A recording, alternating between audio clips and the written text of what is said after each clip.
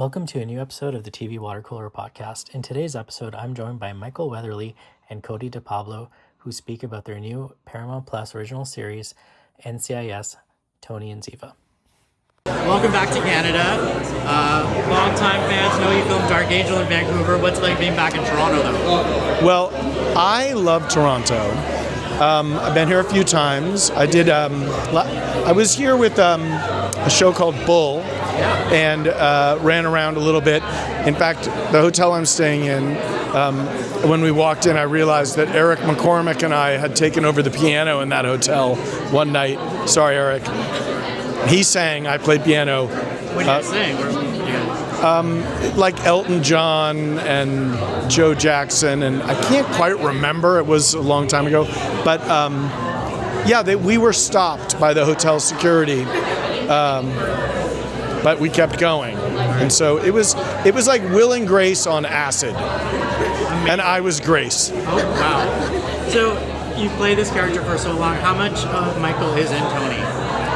You know, I like to bring myself into, and by myself I mean like my sense of wonder and awe, and like I loved TV when I was a kid, so I can't believe I get to do it for a job.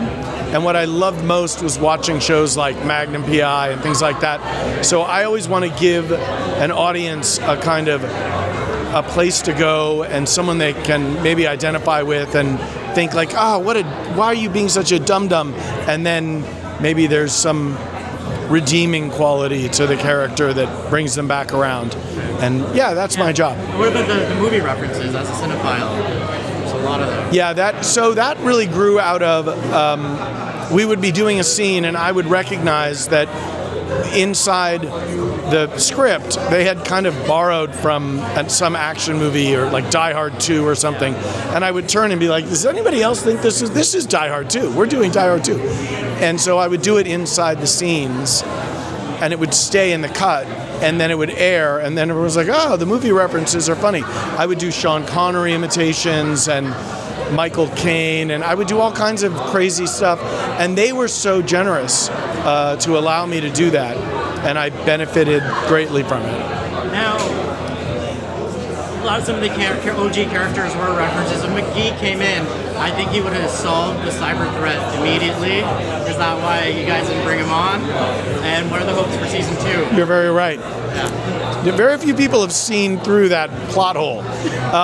But last night when we dropped, there was a Thom E Gemcity reference where they went, that was part of Tony and Ziva's secret way of connecting, back channel. And Thom E Gemcity, if you reorganize the name, say Timothy McGee. Yeah. And that is the kind of love we have for our friend Sean Murray. Now, you said you want gifts back just to smack you on the head. Yeah, just a drive-by smack. Just a drive-by smack, okay.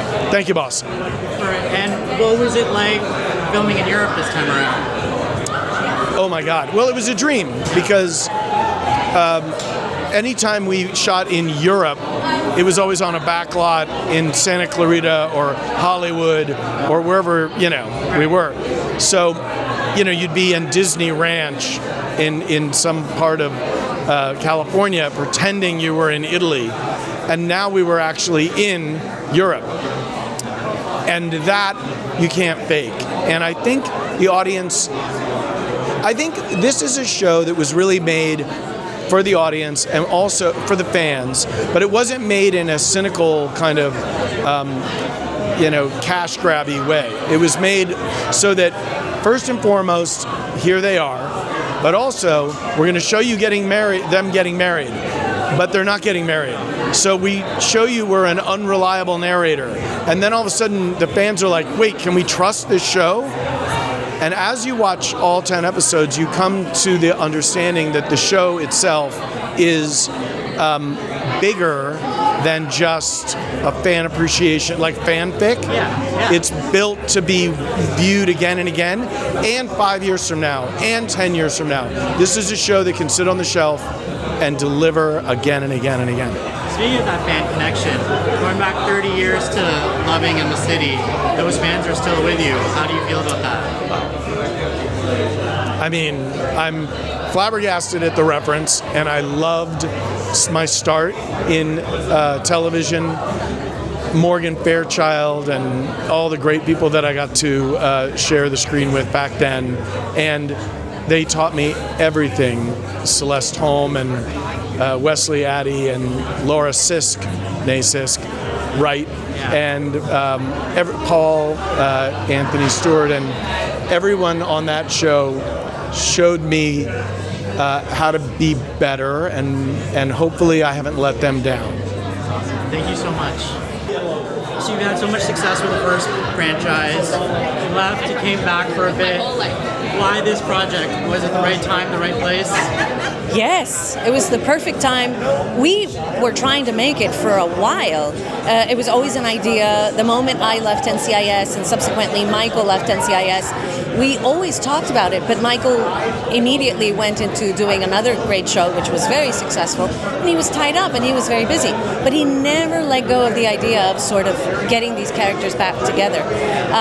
I think he enjoys playing the character of Tony, and I think he has a lot of fun, playing around with me and being silly and being able to explore the dynamic of this relationship. And so we knew we had to create a world where you had to explain part of the past. And then from there, you needed to move on and build their present and, carry them into the future. Then Mr. John McNamara came in, and he was brilliant in trying to shape all of that.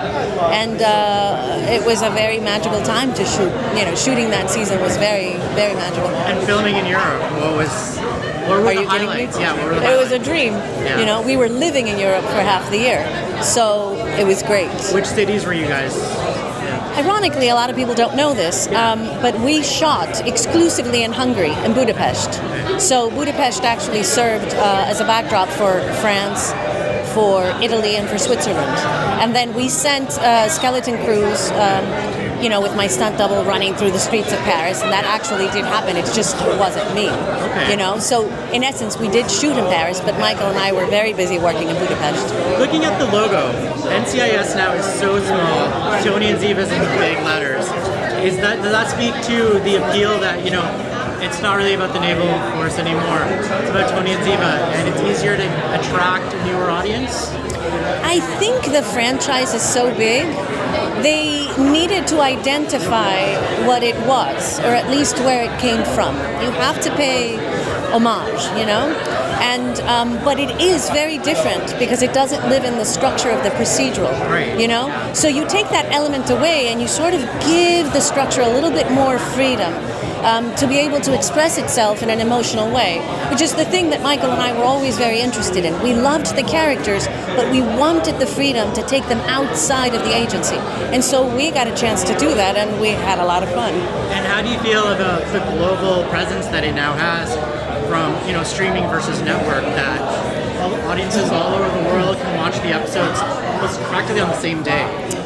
I think that is, talk about how much the industry has changed, right? That's a luxury. It's an incredible thing. And we're just so grateful that we got to do this. It's for the fans.